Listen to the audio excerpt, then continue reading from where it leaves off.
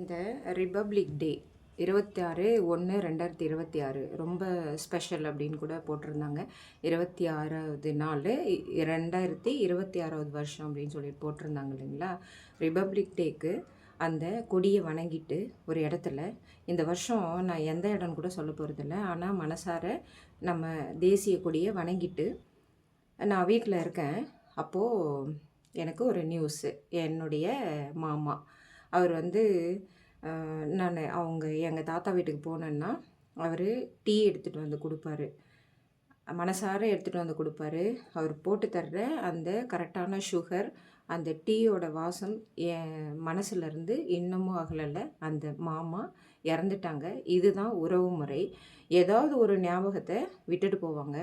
அந்த மாமா இறந்ததுக்கு காரணம் அவர் இயற்கையாக இறந்தாரா அல்லது மனசில் எதையாவது வேதனையை வச்சுட்டு இறந்தாரா அப்படின்னு தான் தோணுச்சு. அவர் இறந்த செய்தி கேட்ட உடனே மனசில் கண்டிப்பாக வேதனைகள் இருந்தது. நான் ஏற்கனவே சொன்னேன் இல்லைங்களா, என்னுடைய பாட்டி, அம்மாவுடைய அம்மா, அவங்களுடைய இடத்த அக்விசிஷன் பண்ணுறதுக்காக என்னென்னவோ நடந்தது. அந்த வேதனையில் கூட அவர் அந்த மரணத்தை அடைந்திருக்கலாம். இந்த வேதனையோட நான் இந்த சைடு எங்கள் தெருவில் போகிறேன். ஏற்கனவே சொல்லியிருந்தேன் இல்லைங்களா, இங்கே வள்ளலார் நகர் மிக நல்ல பெயர் வச்சுருக்காங்க. உயிரிறக்கமே பேரின்பம் அப்படின்னு சொன்ன வள்ளலார் நகர் இது. அந்த நகரில் ஒரு தாய் நாயை பிடிக்கிறதுக்கு வந்தாங்க. அதுவும் கேரிங்காக இருக்கிற நாயை பிடிக்கிறதுக்கு வந்தாங்க. இங்கே இருக்கிற பெண்கள், தாய்மைன்னா பெண்களுக்கு நல்லா தெரியும். இங்கே இருக்கிற பெண்கள் தான் இதுக்கு எல்லாத்துக்கும் காரணம். இதுக்கு பின்னாடி அரசியலும் இருக்குது அப்படின்னு சொன்னேன் இல்லைங்களா. அந்த பெண்கள்னால தாய்மை அடைந்த நாயை பிடிச்சிட்டு போகிறதுக்கு வந்தாங்க. அது பிடிக்கக்கூடாதுன்னு சொல்லிட்டு நான் சொன்ன பிறகு அது சட்டத்தின்படியா இல்லை பயந்துக்கிட்டா இல்லை இது பெரிய இஷ்யூவாகிடும்னு நினச்சிக்கிட்டு போனாங்களா என்னன்னு தெரியல. இவங்கெல்லாம் திருந்துற மாதிரி இல்லை. சட்டங்கள் அதுக்கு தான் இருக்குது. ஏன்னா ரிபப்ளிக் டே கொண்டாடுறதே சட்டங்கள் நம்ம இந்தியாவுக்கு நடைமுறைப்படுத்தப்பட்டது அந்த நாளில் தான். இது கூட தெரியாது நிறைய பேருக்கு. 26 அப்படிங்கிறது, ஜனவரி 26ங்கிறது சட்டத்தை நடைமுறைப்படுத்தக்கூடிய நாள். அந்த சட்டங்களுக்கு பயந்துட்டு கூட பண்ணியிருக்கலாம். ரொம்ப நன்றி நம்ம இந்திய நாட்டுக்கு. இந்திய அரசியலமைப்பை எழுதின அம்பேத்கர் ஐயா அவங்களுக்கு இன்றைக்கி நான் கோடி நமஸ்காரம் பண்ணிக்கிறேன். அவங்க சட்டத்துக்கு பயந்துன்னு கூட போயிருக்கலாம், ஆனால் வேறு மாதிரி திருட்டுத்தனங்கள், சட்டத்தின் ஓட்டைகள்னு சொல்கிறாங்க இல்லைங்களா, சட்டத்தில் இருக்கிற ஓட்டைகளில் வெளியே வரணும் அப்படிங்கிறதுக்காக யோசிக்கிற இந்த மனிதர்களை என்ன சொல்கிறதுன்னு தெரியல. கேவி மருத்துவமனைன்னு இருக்குது இங்கே, கண் மருத்துவமனை. அதுக்கு எதிர்க்கு ஆப்போசிட், ஜஸ்ட் ஆப்போசிட்டு மண்ணில் குழி தோண்டி ஒரு நாய் ஒரு 4 குட்டி போட்டிருந்தது. ஏன்னா ஸ்டெரிலைசேஷன் பண்ணலை, லோக்கல் அட்மினிஸ்ட்ரேஷனில் ஸ்டெரிலைசேஷன் பண்ணலை. அந்த லோக்கல் அட்மினிஸ்ட்ரேஷனில் இருந்து தான் அந்த தாய், அதாவது கேரிங்காக இருக்கிற தாய்மை அடைந்த நாய்களை பிடிக்க வந்தாங்க. அதுக்கப்புறம் ஒரு 10 நாளில் அது எல்லா நாய்களும் குட்டி போட்டுருச்சு. அந்த மண்ணில் அது பாட்டுக்கு எங்கேயோ கிடக்குது. ஒரு 10 நாள் கூட இருக்காது. 10 நாளில் குட்டிகள்லாம் கண்ணு திறந்துடும் இல்லைங்களா. கண்ணு திறந்து 1 நாள் ஆச்சு. அது வரைக்கும் வெயிட் பண்ணிகிட்டு இருந்தாங்க போல், சட்டத்தின் ஓட்டைகளில் நழுவுறதுக்காக. இந்த மனிதர்களை பாருங்கள் கொஞ்சம். உச்சநீதிமன்றத்துக்கு இதெல்லாம் சொல்லணும், கண்டிப்பாக சொல்லுவேன். நீதிமன்றத்துக்கு இதெல்லாம் பார்க்க தான் செய்கிறாங்க. அதாவது கண்ணு திறந்து 1 நாள் ஆன, இங்கே வீடியோவில் நான் எவிடன்ஸ் இல்லாமல் பேச மாட்டேன், வீடியோவில் போடுறேன் பாருங்கள். அந்த குட்டி நாய்க்கு நான் எடுக்கிறேன் அந்த குப்பையிலேருந்து, அந்த குட்டி போட்டு வச்சுருந்ததுன்னு சொன்னேன் இல்லைங்களா, அந்த கேவி மருத்துவமனை எதிர்க்கு. அந்த கேவி மருத்துவமனையிலேருந்து அந்த கார்கள்லாம் ஏற்றி நிறைய நாய்கள் இறந்துருக்கு, அது வேறு விஷயம். அதுவும் குற்றம்தான். இந்த குட்டி நாய்களை எடுத்து விட்டுட்டு அந்த தாய் நாய் அங்கே போய் உட்காரக்கூடாதுங்கிறதுக்காக இந்த வீடியோ நான் போடுறேன் பாருங்கள். இந்த வீடியோவில் அட்டாச்மெண்ட்டோடு போடுறேன். எவ்வளோ பெரிய முட்களை உங்களுக்கு, அதாவது நமக்கு மனிதர்களுக்கெல்லாம் நிறைய வலிமை இருக்குது.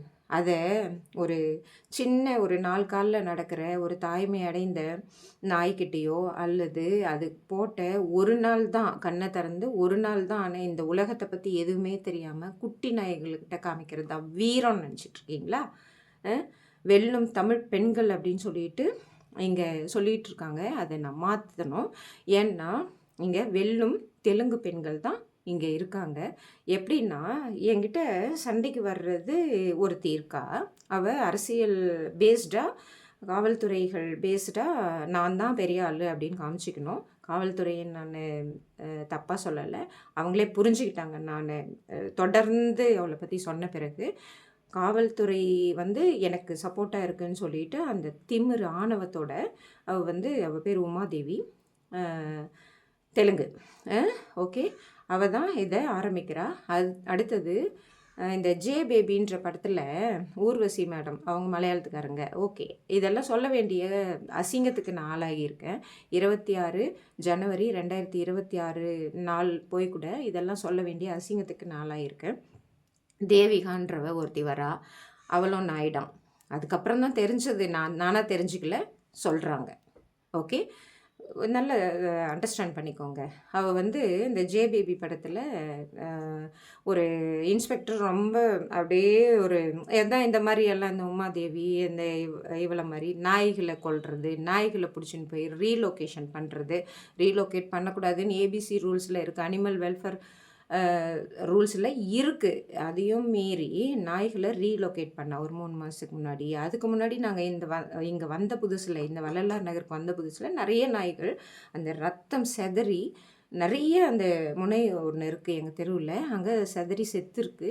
அப்போ கூட நான் இதெல்லாம் கொஞ்சம் டவுட்டு வரல. இருந்தாலும் நாய்கள் செத்துக்கிட்டே இருக்குது அப்படின்னு சொல்லிட்டு பார்க்குறேன். இப்போ தான் புரிய வருது, அண்டர்ஸ்டாண்ட் பண்ணிக்கிறேன்.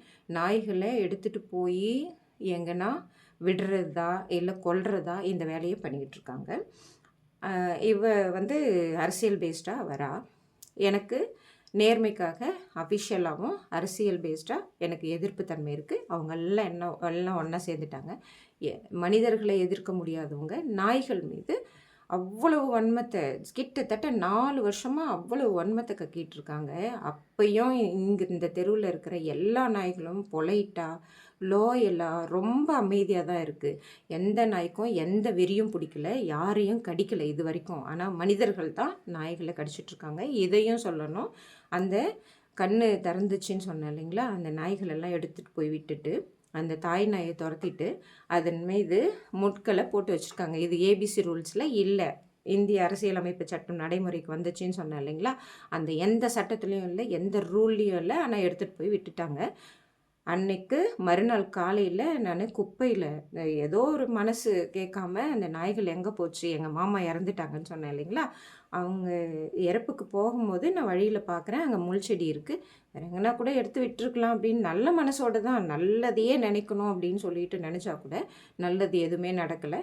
அன்னைக்கு மறுநாள் காலையில் எல்லா வேலையும் ஏதேதோ வேலைகள், ஏதேதோ எண்ணங்கள். காலையில் போய் பார்க்கும்போது ஒரு குட்டி குழந்தை, அது கூட நான் வீடியோ போட்டிருந்தேன் யூடியூப்பில். இன்றைக்கும் நான் இந்த இதில் போடுறேன். அந்த குட்டி குழந்தைய அந்த குப்பையில் போடுறதுக்கு குடிகாரனை தவிர வேறு எவனுக்கும் மனசு வராது.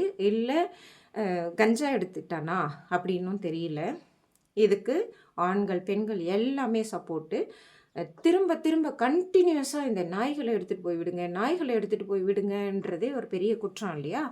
அந்த குற்றங்களை திரும்ப திரும்ப செஞ்சதுனால தான் அந்த 4 குட்டிகள் இல்லை, ஒரே ஒரு குட்டி மட்டும் எனக்கு எவிடன்ஸாக தெய்வாதீனமாக கிடச்சது.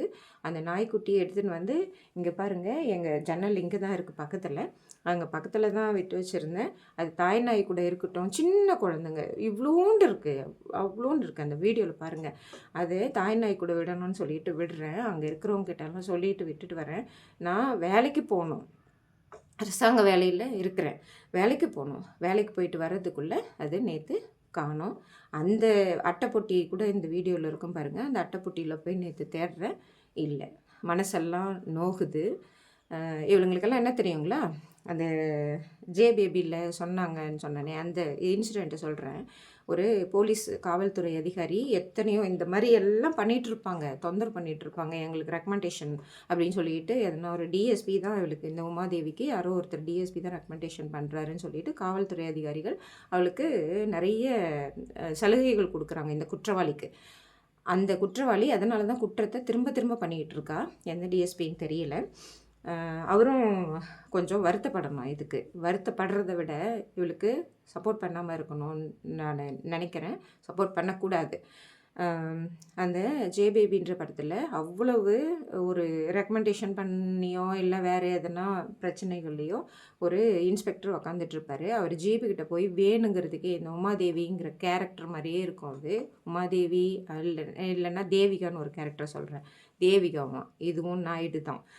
ஓகேங்களா? இது ஜாதியை பற்றி பேசுகிறேன்னு நினைக்காதீங்க. அவங்க தான் இதை இழுத்துட்டு வராங்க. அதாவது எங்கள் வீட்டு கேட்டுக்கிட்ட வந்து உன்னை தண்ணி இல்லாத காட்டுக்கு மாற்றிடுவோம் பாரு அப்படின்னு சொல்லிட்டு அவளா வாலண்டியராக வந்து என்னை பயமுறுத்துறா. ஏன்னா அவங்க புருஷன் வந்து நாற்றம்பள்ளி ஆத்தூர்குப்பத்தில் சேர்த்துட்டாராம். அதனால் எங்கள் வீட்டு நாய்கள் அழுந்ததுனால தான் அவர் சேர்த்துட்டாராம். எங்கள் ஹவுஸ் ஓனர்கிட்ட போய் சொல்லியிருக்காங்க. நான் வாடகை வீட்டில் தான் இருக்கேன். அந்த ஹவுஸ் ஓனர்கிட்ட போய் அடுத்த தெருவில் என்னை பற்றி ரொம்ப கீழ்த்தரமாக பேசுகிறதும் இல்லாமல் ஹவுஸ் ஓனர் வந்து எங்களை காலி பண்ணணும். இதுதான் அவங்களோட எய்மு. அவங்க புருஷன் நாற்றம்பள்ளியில் ஆத்தூர்குப்பத்தில் இறந்துருக்காரு. இந்த நாய்களால் தான் இறந்தாராம். லாஜிக் இருக்கா? ஏன்னா சட்டத்தில் இதுக்கு இடம் இருக்கா இந்த மாதிரி எல்லாம் சொல்கிறதுக்கு? ஆனாலும் அதையும் மீறி என்னை வெளியே வாடின்னு கூப்பிட்டாங்க. அதான் அடிக்கிறதுக்காக அன்றைக்கி எல்லாமே ரெடி பண்ணிட்டாங்க. இந்த நாயுடுங்கெல்லாம் சேர்ந்துன்னு அடிக்கிறதுக்கு ரெடி பண்ணிட்டாங்க. நீ யார், நீ என்ன ஜாதின்னெல்லாம் கேட்குறாளுங்க. நானும் ஏதோ ஒன்று சொல்கிறேன்னு வச்சுக்கோங்களேன். கோவத்தில் என்ன ஜாதின்னு கேட்குறாளுங்க. அவளும் ஒரு நாயுடு தான். அதே ஜேபேபி படத்தில் அந்த காவல்துறை அதிகாரி வெளியே வாயா உன்னை தண்ணி இல்லாத காட்டுக்கு மாற்றிடுறோம் பாரு அப்படின்லாம் சொல்லுவார். நேற்று ஒரு வீடியோ போட்டிருந்தேன், அது பிளாக் பண்ணிட்டாங்க யூடியூப்பில். ஜேபேபிங்கிற அந்த இது வந்து பிளாக் பண்ணுறாங்க போல இருக்குது. ஒரு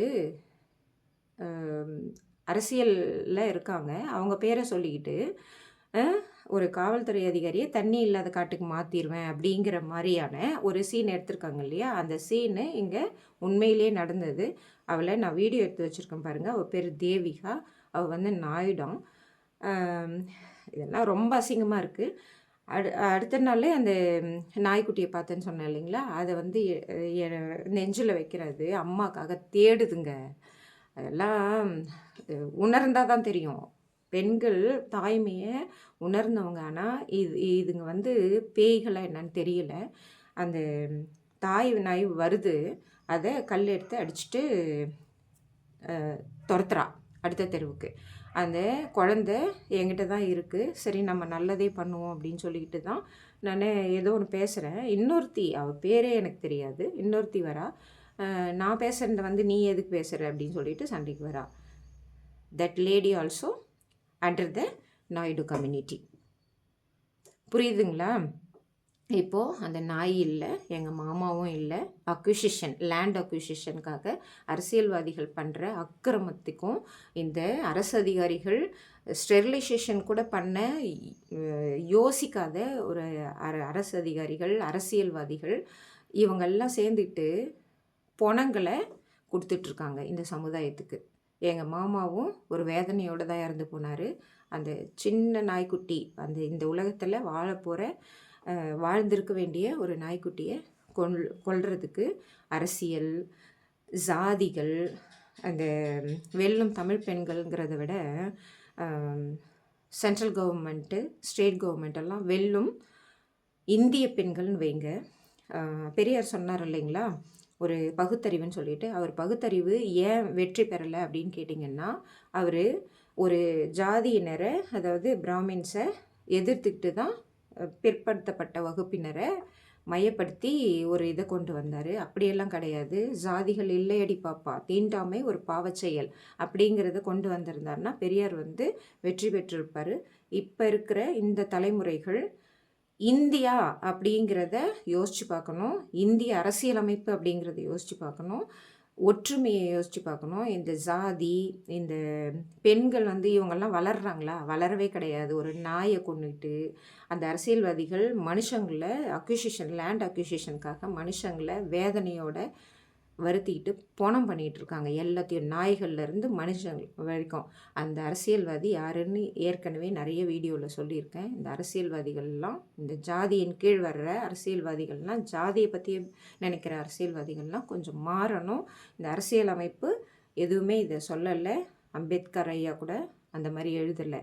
அரசியலமைப்பு சட்டம் இருக்கிற வரையும் யாரும் ஜாதியையோ தீண்டாமையோ இல்லை ஒரு உயிர்களை குற்றங்களை செஞ்சு கொள்றதையும் இந்த அரசியலமைப்பு சட்டம் என்றைக்குமே இந்த இந்தியாவில் இம்ப்ளிமெண்ட் பண்ண முடியாது. சட்ட ஓட்டைகளில் நுழைஞ்சு வந்துடலாம் அப்படிங்கிற இந்த போனத்தனமான இந்த யோகியதை இல்லாத இந்த மைண்ட் செட்டையும் மாற்றுங்க. ஃபஸ்ட்டு வெல்லும் இந்திய பெண்கள்.